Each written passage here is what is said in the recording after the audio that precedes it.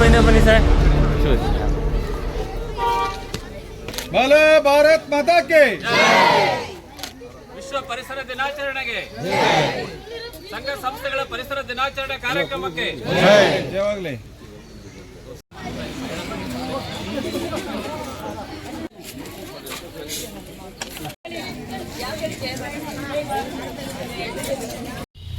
ವರ್ಷದ 365 ದಿನ ಕೂಡ ಅಲ್ಲಿ ಇರ್ತಾರೆ. ಬೆಳಗ್ಗೆ 10ರಿಂದ ಸಾಯಂಕಾಲ 6 ಗಂಟೆವರೆಗೆ ಕೂಡ ಉಚಿತವಾಗಿ ಸಲಹೆಯನ್ನು ಕೊಡ್ತಾರೆ.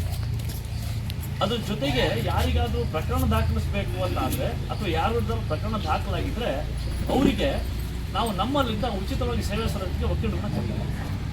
ಇವರ ಸೇವೆಯ ಬಗ್ಗೆ ಪ್ರಚಾರ ಪಡಿಸಲಿಕ್ಕೋಸ್ಕರ ನಮ್ಮಲ್ಲಿ ಪ್ಯಾರಾಲೀಗಲ್ ವಾಲಂಟಿಯರ್ಸ್ ಅಂತ ಇದ್ದಾರೆ. ಸಮಾಜದಲ್ಲಿ ಅನೇಕ ಒಂದು ಕ್ಷೇತ್ರಗಳಲ್ಲಿ ಸೇವೆ ಸಲ್ಲಿಸುವಂಥ ಈ ವಾಲಂಟಿಯರ್ಸ್ ಇದ್ದಾರೆ. ಇವರೆಲ್ಲ ಸಹಯೋಗದಲ್ಲಿ ನಾವು ಕಾನೂನು ಅರಿವು, ಕಾನೂನು ನೆರವು ಮತ್ತು ಲೋಕಾಯುಕ್ತ ಆಯೋಜನೆ ಮಾಡಿ ಇರ್ತಕ್ಕಂಥ ವ್ಯಾಜ್ಯಗಳನ್ನು ಸಮಾಧಾನವಾಗಿ ಬಗೆಹರಿಸ್ತಾ ಇದ್ದೀವಿ. ಈಗ ತಾವೆಲ್ಲ ಯೋಚನೆ ಮಾಡ್ಬೋದು, ಈ ಪ್ರಾಧಿಕಾರ ಮಾಡುವಂಥದ್ದು ನ್ಯಾಯಾಲಯಕ್ಕೆ ಸಂಬಂಧಿಸಿದಂಥ ಕಾರ್ಯ, ಪರಿಸರಕ್ಕೆ ಹೇಗೆ ಈ ಸಮಸ್ಯೆ ಇದು ಹೀಗೆ ಸಂಬಂಧ ಹೇಗೆ ಅಂತ ಹೇಳ್ತೀವಿ. ನೋಡಿ, ನಮ್ಮಲ್ಲಿ ನಾವು ಸಂವಿಧಾನದಲ್ಲಿ ಎಲ್ರಿಗೂ ಮೂಲಭೂತ ಹಕ್ಕುಗಳನ್ನು ಕೊಟ್ಟಿದ್ದೀವಿ. ಬಹುಮುಖ್ಯವಾಗಿ ಜೀವಿಸುವ ಹಕ್ಕು. ಅದರ ಜೊತೆಗೆ ನಮಗೆ ಮೂಲಭೂತ ಕರ್ತವ್ಯ ಇದೆ, ಪರಿಸರ ರಕ್ಷಣೆ ಮಾಡುವಂಥ ಕರ್ತವ್ಯ, ಮೂಲಭೂತ ಕರ್ತವ್ಯ ಇದೆ ನಮಗೆಲ್ಲರಿಗೂ. ನಾವು ನಮ್ಮ ಈ ಮೂಲಭೂತ ಕರ್ತವ್ಯವನ್ನು ನಿರ್ವಹಣೆ ಮಾಡದೆ ಮೂಲಭೂತ ಹಕ್ಕುಗಳನ್ನು ಪರಿಸರ ರಕ್ಷಣೆ ಮಾಡುವಂಥ ಮೂಲಭೂತ ಕರ್ತವ್ಯ ನಾವೆಲ್ಲರೂ ಕೂಡ ಸರಿಯಾಗಿ ಪಾಲನೆ ಮಾಡಿದರೆ ಬಹುತೇಕವಾಗಿ ನಮ್ಮ ಮೂಲಭೂತ ಕರ್ತವ್ಯಗಳನ್ನು ನಾವು ಚಲಾಯಿಸಲಿಕ್ಕೆ ನಮಗೆ ಹಕ್ಕು ಬರುತ್ತೆ. ಕಾನೂನು ಸೇವಾ ಪ್ರಾಧಿಕಾರ ಅದಕ್ಕೆ ಒಂದು ಚಾಲನೆಯನ್ನು, ಮುನ್ನುಡಿಯನ್ನು ಬರಿತಾ ಇದೆ. ಅದನ್ನು ಇದೇ ಕಾರ್ಯಕ್ರಮದ ಮೂಲಕ ಮುನ್ನುಡಿ ಬರೆದಿದೆ ಅಂತಕ್ಕಂಥ ಒಂದು ಸೂಚ್ಯವಾದ ವಿಚಾರಗಳನ್ನ ನಮ್ಮ ಮುಂದೆ ಇಟ್ಟಿದ್ದಾರೆ. ಖಂಡಿತ ನಾವೆಲ್ಲರೂ ಕೂಡ ಪರಿಸರ ಇದ್ದರೆ ನಾವೆಲ್ಲ, ಪರಿಸರ ಇಲ್ಲ ಅಂದರೆ ನಾವು ಯಾರು ಇರೋಕ್ಕಾಗಲ್ಲ. ಈಗಾಗಲೇ ನೋಡಿ, ಬಳ್ಳಾರಿ, ಗುಲ್ಬರ್ಗ, ಬೆಳಗಾಂನಲ್ಲಿ, ಯಾಕಂದರೆ ಗುಲ್ಬರ್ಗಾದಲ್ಲಿ ನಾನು ಶಿಕ್ಷಣ ಇಲಾಖೆ ಜೊತೆ ಒಂದು ವರ್ಷ ಹೋಗಿ ಡ್ಯೂಟಿ ಮಾಡಿ ಬಂದಿದ್ದೀನಿ. ಅಲ್ಲಿ ಅಜಿಂ ಪ್ರೇಮ್ಜಿ ಫೌಂಡೇಶನ್ಲಿ ಒಂದು ಎಲ್ಲರ ಮರ ಸಿಗಬೇಕು ಅಂದರೆ ಹುಡ್ಕೊಂಡು ಹೋಗ್ಬೇಕು, ನಾವು ಎಲ್ಲೋ ಅಷ್ಟೋ ದೂರ ಹೋಗ್ಬೇಕು, ಮರಗಳನ್ನ ಹುಡ್ಕೊಂಡು ಹೋಗ್ಬೇಕು ಅಂದರೆ ಅಷ್ಟು ಬಿಸಿಲಿನ ತಾಪಮಾನ ಇರುತ್ತೆ. ನಾವು ಮಲಗಿದ್ರೆ ಬಿಲ್ಡಿಂಗ್ ಆದರೆ ರಾತ್ರಿ ಮಧ್ಯರಾತ್ರಿ 2 ಗಂಟೆ ಆಗಬೇಕು ಸ್ವಲ್ಪ ಅದು ಕೂಲ್ ಆಗಲಿಕ್ಕೆ ಬಿಲ್ಡಿಂಗ್. ಆ ಮಟ್ಟಿಗೆ ಅಲ್ಲಿ ಬಿಸಿಲಿನ ತಾಪಮಾನ ಇರುತ್ತೆ ಉತ್ತರ ಕರ್ನಾಟಕದಲ್ಲಿ. ನಮ್ಮ ಶಿವಮೊಗ್ಗ ಜಿಲ್ಲೆ ಆ ರೀತಿ ಆಗಕ್ಕೆ ನಾವು ಬಿಡಬಾರ್ದು. ಆ ರೀತಿ ಆದರೆ ಖಂಡಿತ ಎಲ್ಲದಕ್ಕೂ ತೊಂದರೆನೇ. ಯಾಕಂದರೆ ಇಲ್ಲಿ ಅಡಿಕೆ ಬೆಳೆ, ಭತ್ತದ ಬೆಳೆ, ಬೇರೆ ಬೇರೆ ಎಲ್ಲ ಇದೆ. ನಮ್ಮ ಶಿವಮೊಗ್ಗ ಜಿಲ್ಲೆಯ ಜೀವ ವೈವಿಧ್ಯತೆ ಇದೆ, ಸಸ್ಯಗಳೆಲ್ಲ ವೈವಿಧ್ಯತೆ ಇದೆ. ಅದನ್ನು ಉಳಿಸ್ಕೋಬೇಕು, ರೈತರು ಬದುಕಬೇಕು, ಸಮಾಜ ಉಳಿಬೇಕು ಅಂದರೆ ನಾವು ಸಿಟಿನಲ್ಲಿ ಇರ್ತಕ್ಕಂಥವ್ರು ನಾವು ಹಳ್ಳಿಗೆ ಹೋಗ್ಬೇಕು, ಹಳ್ಳಿನವ್ರು ಸಿಟಿನವ್ರ ಬಗ್ಗೆ ಯೋಚನೆ ಮಾಡಬೇಕು. ಅವಾಗ ಪರಿಸರ ಬಗ್ಗೆ ನಾವೆಲ್ಲ ಕಾಳಜಿ ವಹಿಸ್ಕೊಂಡು ಪರಿಸರಕ್ಕಾಗಿ ನೀವೆಲ್ಲ ಪ್ರತಿ ದಿವಸ ನಾವೆಲ್ಲ ಕೆಲಸ ಮಾಡ್ತೀವಿ. ನಾವೆಲ್ಲ ಬೇರೆ ಬೇರೆ ಸಂಘ ಸಂಸ್ಥೆಗಳಲ್ಲಿರ್ಬೋದು, ಕೆಲವರು ರಾಜಕೀಯ ಪಕ್ಷದಲ್ಲಿರ್ಬೋದು, ಕೆಲವರು ಬೇರೆ ಬೇರೆ ಹುದ್ದೆಗಳಲ್ಲಿ ನೌಕರಿ ಮಾಡ್ತಾ ಇರ್ಬೋದು. ಆದರೆ ನಮ್ಮೆಲ್ಲರ ಒಂದು ಮೊದಲನೇ ಆದ್ಯತೆ ಪರಿಸರಕ್ಕೆ ನಾವೆಲ್ಲ ಮೊದಲ ಆದ್ಯತೆ ಕೊಟ್ಟರೆ ನಾವು ತಾಯಿಯೇ ದೇವರು ಅಂತ ಕರಿತೀವಿ. ಆ ತಾಯಿ ದೇವರ ನಂತರ ನೀವು ಪರಿಸರನೇ ಭಾಳ ಮುಖ್ಯ ಆಗ್ತದೆ. ಆ ಪರಿಸರ ಇಲ್ಲದಿದ್ರೆ ನಾವು ಯಾರು ಜೀವಿಸೋಕ್ಕಾಗಲ್ಲ. ಆ ನಿಟ್ಟಿನಲ್ಲಿ ನಮ್ಮ ಇವತ್ತಿನ ಕಾರ್ಯಕ್ರಮದಲ್ಲಿ ನಾವು ಹೆಚ್ಚು ಭಾಷಣಗಳನ್ನ ಇಟ್ಕೊಂಡಿಲ್ಲ, ಕೇವಲ ಉದ್ಘಾಟಕರ ಮಾತು ಮತ್ತು ಸಂಪನ್ಮೂಲ ವ್ಯಕ್ತಿಗಳು ಒಂದು 5 ನಿಮಿಷ ಸಂಕ್ಷಿಪ್ತವಾಗಿ ನಮ್ಮ ಈ ಪರಿಸರ ದಿನಾಚರಣೆ ಬಗ್ಗೆ ಹೇಳ್ತಾರೆ. ನಂತರ ನೀವೆಲ್ಲ ಕೂಡ ಒಂದು ಪರಿಸರ ಪ್ರತಿಜ್ಞೆಯನ್ನು ತೆಗೆದುಕೊಂಡು ಇಲ್ಲಿ ಕಾರ್ಯಕ್ರಮನ ಮುಕ್ತಾಯ ಮಾಡ್ತಕ್ಕಂಥದ್ದು ಇರುತ್ತೆ. ಅದರಿಂದ ಡಾಕ್ಟರ್ ಪರಮೇಶ್ವರ ಸಿಗ್ಗಾಂವ್ ಅವರು ರೋಟರಿನಲ್ಲಿ ಬಹಳ ಪ್ರಮುಖರಾಗಿ ಕೆಲಸ ಮಾಡ್ತಾ ಇದ್ದಾರೆ. ರೋಟರಿ ವಿದ್ಯಾಸಂಸ್ಥೆಯಲ್ಲಿ ಇದ್ದಾರೆ. ಜೊತೆಗೆ ನಮ್ಮ ಮಹಾತ್ಮ ಗಾಂಧಿ ಗ್ರಾಮೀಣಾಭಿವೃದ್ಧಿ ಸಂಸ್ಥೆಯ ಸಲಹಾ ಸಮಿತಿಯ ಒಂದು ಉಪಸಮಿತಿಯ ಸಂಚಾಲಕರೇ ಕೂಡ ಅವರು ಕೆಲಸ ಮಾಡ್ತಾ ಇದ್ದಾರೆ. ಅವರು ಸದ್ಯದಲ್ಲೇ ಒಂದು ಕಾರ್ಯಕ್ರಮವನ್ನು ಜಿಲ್ಲಾ ಮಟ್ಟದಲ್ಲಿ ಮಹಾತ್ಮ ಗಾಂಧಿ ಗ್ರಾಮೀಣಾಭಿವೃದ್ಧಿ ಸಂಸ್ಥೆ ಮೂಲಕ ಒಂದು ಅವರ ನೇತೃತ್ವದಲ್ಲಿ ಆಯೋಜನೆ ಆಗ್ತಾ ಇದೆ. ಅದ್ರ ಬಗ್ಗೆ ಅವ್ರ ನಂತರ ಹೇಳ್ತಾರೆ. ತಾವೆಲ್ಲ ಅವರು ಈ ಸಂಪನ್ಮೂಲ ವ್ಯಕ್ತಿಯಾಗಿ ಒಂದೆರಡು ವಿಚಾರಗಳನ್ನು ಒಂದು 5 ನಿಮಿಷಗಳಲ್ಲಿ ತಮ್ಮ ವಿಚಾರಗಳು ಮಂಡಿಸಬೇಕು ಅಂತ ಅಲ್ಲಿ ವಿನಂತಿ ಮಾಡ್ಕೊಳ್ತಾರೆ. ಮತ್ತು ಬಾಲಿಕರು ಈ ರೋಟರಿ ಸ್ಕೂಲ್ ಮಕ್ಕಳು ಬಂದಿದ್ದಾರೆ. ಭಾಳ ಸಂತೋಷದ ವಿಷಯ ಇದೆ. ಮಕ್ಕಳನ್ನ ನಾವು ಟ್ರೈನ್ ಮಾಡಬೇಕು. ದೊಡ್ಡವರಿಗಾಗಲೇ ಅವ್ರಿಗೆ ಗೊತ್ತಿರ್ತದೆ, ಮಕ್ಕಳಿಂದ ಟ್ರೈನ್ ಮಾಡಿದರೆ ಈಗ ಪರಿಸರ ರಕ್ಷಿಸಬೇಕು, ಸಂರಕ್ಷಿಸಬೇಕು ಅಂತ ಹೇಳ್ತಾ ಇದ್ದಾರೆ. ಪರಿಸರ ಅಂದರೆ ಏನು ಅಂತ ಬಂದು ತಿಳ್ಕೊಳ್ಳೋಣ. ಇದು ಏನು ಯುನೈಟೆಡ್ ನೇಷನ್ಸ್ ಅಂತ ಏನು ಹೇಳ್ತೀವಿ, ವಿಶ್ವ ಸಂಸ್ಥೆ 1973ರಲ್ಲಿ ಈ ವಿಶ್ವ ಪರಿಸರ ದಿನವನ್ನು ಆರಂಭಿಸಬೇಕಂತ ನಿರ್ಧಾರ ಮಾಡಿದರು. ಯಾಕಂದರೆ ಪರಿಸರದ ಮಹತ್ವವನ್ನು ಮತ್ತು ಪರಿಸರ ನಾಶದ ಬಗ್ಗೆ ಮಾಹಿತಿ ಕೊಡಬೇಕು. ಅದನ್ನು ಹೇಗೆ ನಾವು ಸಂರಕ್ಷಿಸಬಹುದು ಅನ್ನೋದನ್ನು ಎಲ್ಲ ದೇಶಗಳಿಗೂ, ಜಗತ್ತಿನ ಎಲ್ಲ ಜನರಿಗೂ ತಿಳಿಸಿ ಹೇಳೋದಕ್ಕೆ ಈ ವಿಶ್ವ ಪರಿಸರ ದಿನವನ್ನು ಆಚರಿಸೋಕ್ಕೆ ಶುರು ಮಾಡಿದರು.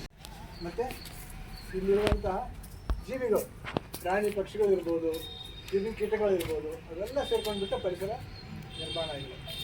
ಸೊ ಪರಿಸರದಲ್ಲಿ ನಾವು ಇದನ್ನೆಲ್ಲ ಕಲುಷಿತ ಮಾಡ್ತಾ ಹೋಗ್ತಾ ಇದ್ದೇವೆ. ಉದಾಹರಣೆಗೆ ಈ ಅವನ್ನೆಲ್ಲ ನಾವು ಹೆಂಗೆ ಹಾಳು ಮಾಡ್ತೀವಿ?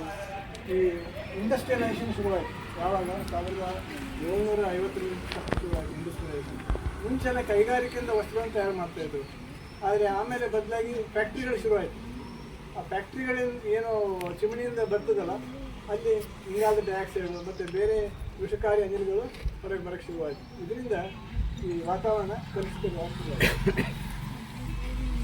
ಹಾಕಲ್ಲ ನಾವು, ಬದಲಾಗಿ ಯಾವುದೇ ಕಾರ್ಯಕ್ರಮ ಮಾಡಿದ್ರು ಪುಸ್ತಕಗಳನ್ನ ಕೊಡ್ತೀವಿ.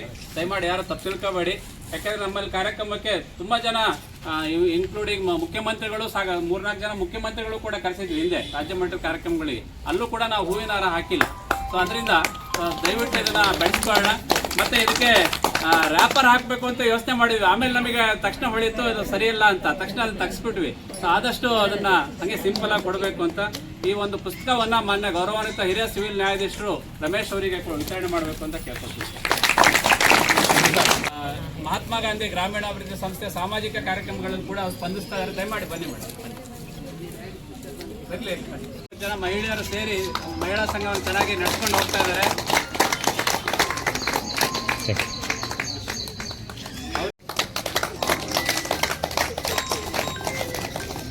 ಬನ್ನಿ ಸೆಕ್ರೆಟರಿ ಬನ್ನಿ. ರವೀಂದ್ರನಗರ ಮಹಿಳಾ ಸಂಘದವ್ರು ಯಾರು ಇದ್ರೆ ದಯಮಾಡಿ ಬನ್ನಿ. ಹಾಗೇನೆ ನಮ್ಮ ನಾಗರಾಜ್ ಕಂಕಾರಿ ಅವರು ನಮ್ಮ ಮಾಜಿ ಕಾರ್ಪೊರೇಟರು. ನಮ್ಮ ವೈಭವ್ ಸಂಘದ ಅಧ್ಯಕ್ಷರು ಕಾರ್ಯದರ್ಶಿಗಳು ಅಧ್ಯಕ್ಷರು ವೈಭವ್ ಸಂಘದ ಅಧ್ಯಕ್ಷರು ನಾಗರಾಜ್ ಕಂಕಾರಿ ಅವರು. ಹಾಗೇನೆ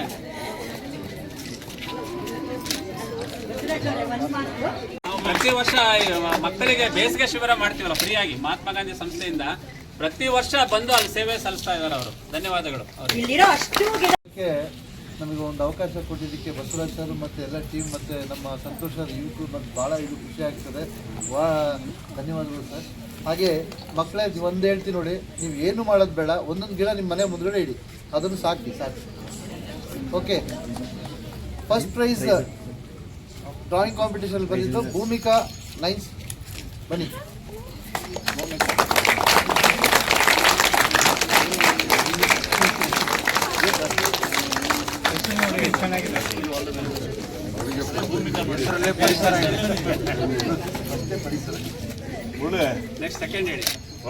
ಸೆಕೆಂಡ್ ಪ್ರೈಸ್ ನವ್ಯ ಮೊರಾಕರ್.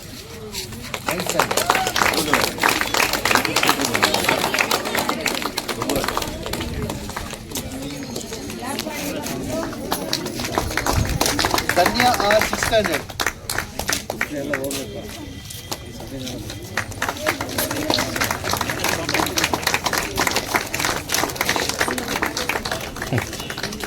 ಹಾಗೆ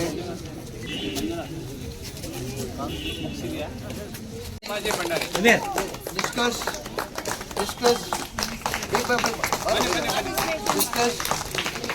ಪ್ರಿಯಾಂಕಾ ಪ್ರಜ್ವಲ್ ಬನ್ನಿ ಬನ್ನಿ ಬಾರ.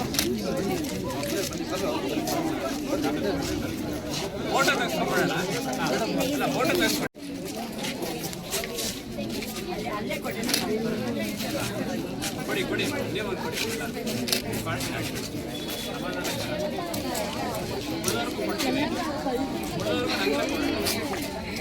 ಅದರ ಮುಖ್ಯಸ್ಥರು ಸವಿತಾ ಮೇಡಮ್ ಬಂದಿದ್ದಾರೆ. ಅವರಿಗೆ ನಮ್ಮ ಮಹಾತ್ಮ ಗಾಂಧಿ ಗ್ರಾಮೀಣಾಭಿವೃದ್ಧಿ ಸಂಸ್ಥೆ ಮತ್ತು ಎಲ್ಲ ಸ್ಥಳೀಯ ಸಂಸ್ಥೆಗಳ ಪರವಾಗಿ ಬದಲಾಗಿ ನಮ್ಮ ಮನೆ ಬಾಲ್ಯಕ್ಕೆ ಬರುವಂತ ಗಂಟೆ ಗಾಡಿ ಕಸ ಕೊಟ್ಟರೆ ತುಂಬಾ ಅನುಕೂಲ. ಇಲ್ಲ ಅಂದ್ರೆ ಅವರು ಕಟ್ಕೊಂಡು ಹೋಗ್ಬೇಕಾದ್ರೆ ಖಾಲಿ ಸೈಟು ಚಾನಲ್ಲಿ ಹೋಗಲ್ಲ.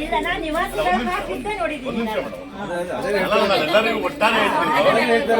ಗಂಟೆ ಗಾಡಿ ಮನೆ ಬರ್ತಾ ಇದೆ, ಬೆಳಿಗ್ಗೆ 6:30 ಬರೋ ಗಂಟೆ ಗಾಡಿಗೆ 9 ಗಂಟೆ ಬಾ ಅಂತ ಹೇಳೋದು ಇದೆ ನಮ್ಮಲ್ಲಿ. ಅಲ್ಲ, ನಾನು ಯಾರು ಅಂತ ಹೇಳಲ್ಲ. 9 ಗಂಟೆ ಬಾ ಅಂತಾರೆ, ಸೌಂಡ್ ಕಮ್ಮಿ ಮಾಡು ಅಂತಾರೆ, ಇನ್ನಿಷ್ಟು ಬರಬೇಡ ಅಂತಾರೆ. ಅವನು 7 ಗಂಟೆ ಬಂದಾಗ ಅವ್ನಿಗೆ ಬಿಡೋದೇ ಇಲ್ಲ ಕಸ. ಅವರು ಮತ್ತೇನು ಮಾಡ್ತಾರೆ, ಮನೆ ಕೆಲಸಕ್ಕೆ ಬರೋರಿಗೆ ಪ್ಲಾಸ್ಟಿಕ್ ಎಲ್ಲ ಒಗಾಸಿ ಅಂತಾರೆ. ಅವ್ರು ತಮ್ಮಂದ್ಬಿಟ್ಟು ಖಾಲಿ ಸೈಟು ಚಾನಲ್ ಹೋಗ್ತಾರೆ. ದಯವಿಟ್ಟು ನಮ್ಮ ಮನೆಗಳಲ್ಲಿ ನಾವು ಫಸ್ಟ್ ಗಂಟೆ ಗಾಡಿ ಕೊಡುವಂತ ವ್ಯವಸ್ಥೆ ಮಾಡೋದು. ವಾರದಲ್ಲಿ ಕನಿಷ್ಠ 4 ದಿವಸ ಸೈಕಲ್ ತಗೊಂಡು ಹೋಗ್ಬೇಕು ಅಂತ ಡಿಸೈಡ್ ಮಾಡಿದ್ವಿ. ಸೊ ನೀವು ಅದೇ ಥರನೇ ಪೆಟ್ರೋಲ್ ಡೀಸೆಲ್ ಅನ್ನ ಕಡಿಮೆ ಮಾಡಲಿಕ್ಕೆ ದೇಶದ ಹಿತದೃಷ್ಟಿಯಿಂದ ಮಾನ್ಯ ಪ್ರಧಾನಮಂತ್ರಿಗಳು ಕರೆ ಕೊಟ್ಟಿದ್ದಾರೆ. ದೇಶದ ಹಿತದೃಷ್ಟಿಯಿಂದ ನಾವೆಲ್ಲ ಪ್ರಯತ್ನ ಮಾಡೋಣ. ಎಲ್ರಿಗೂ ಬಲವಂತ ಏನಿಲ್ಲ, ಪ್ರಯತ್ನ ಮಾಡೋಣ. ಮತ್ತೆ ಮೇಡಮ್ ಅವ್ರು ಹೇಳ್ದಂಗೆ, ನಮ್ಮ ರೇಖಾ ಮೇಡಮ್ ಹೇಳ್ದಂಗೆ ನಾವೇ ಪ್ರಜ್ಞಾವಂತಿಕೆಯನ್ನು ಬೆಳೆಸ್ಕೊಂಡು ನಮ್ಮ ಏರಿಯಾನ ಚೆನ್ನಾಗಿ ಇಟ್ಕೊಳ್ಳೋಣ ಅಂತ ವಿನಂತಿ ಮಾಡಿಕೊಂಡು, ಶಿವಮೊಗ್ಗದ ನಾಗರಿಕರಾದ ನಾವು ಮತ್ತು ಸಂಘ ಸಂಸ್ಥೆಗಳ ಸದಸ್ಯರಾದ ನಾವು ಪರಿಸರ ದಿನಾಚರಣೆಯಂದು ನಾವು ಈ ಮೂಲಕ ಪ್ರತಿಜ್ಞೆ ಮಾಡುವುದೇನೆಂದರೆ, ನಮ್ಮ ದಿನನಿತ್ಯದ ಕೆಲಸ ಕಾರ್ಯಗಳಲ್ಲಿ ಪ್ಲಾಸ್ಟಿಕ್ ಬಳಕೆಯನ್ನು ಆದಷ್ಟು ಕಡಿಮೆಗೊಳಿಸುತ್ತೇವೆ. ಸಾರ್ವಜನಿಕ ಸಾರಿಗೆಯನ್ನು ಹೆಚ್ಚಾಗಿ ಬಳಸಲು ಪ್ರಯತ್ನಿಸುತ್ತೇವೆ. ಗಿಡ ಮರಗಳನ್ನು ನೆಟ್ಟು ಬೆಳೆಸಿ ಸಂರಕ್ಷಿಸುತ್ತೇವೆ ಎಂದು ಜಿಲ್ಲಾ ಕಾನೂನು ಸೇವಾ ಪ್ರಾಧಿಕಾರ, ಮಹಾತ್ಮ ಗಾಂಧಿ ಗ್ರಾಮೀಣಾಭಿವೃದ್ಧಿ ಸಂಸ್ಥೆ, ರಾಜೇಂದ್ರ ನಗರ ಮಹಿಳಾ ಸಂಘ, ವಾಯುವಿಹಾರಿಗಳ ಸಂಘ, ಶಿವಮೊಗ್ಗ ಹೆಲ್ಪಿಂಗ್ ಹ್ಯಾಂಡ್ಸ್ ಮತ್ತು ವೈಭವ್ ಮತ್ತಿತರ ಸಂಘ ಸಂಸ್ಥೆಗಳ ಸಮ್ಮುಖದಲ್ಲಿ ಈ ಮೂಲಕ ಪ್ರತಿಜ್ಞೆಯನ್ನು ಸ್ವೀಕರಿಸುತ್ತೇವೆ. ಎಲ್ರಿಗೂ ಕೂಡ ಧನ್ಯವಾದಗಳು.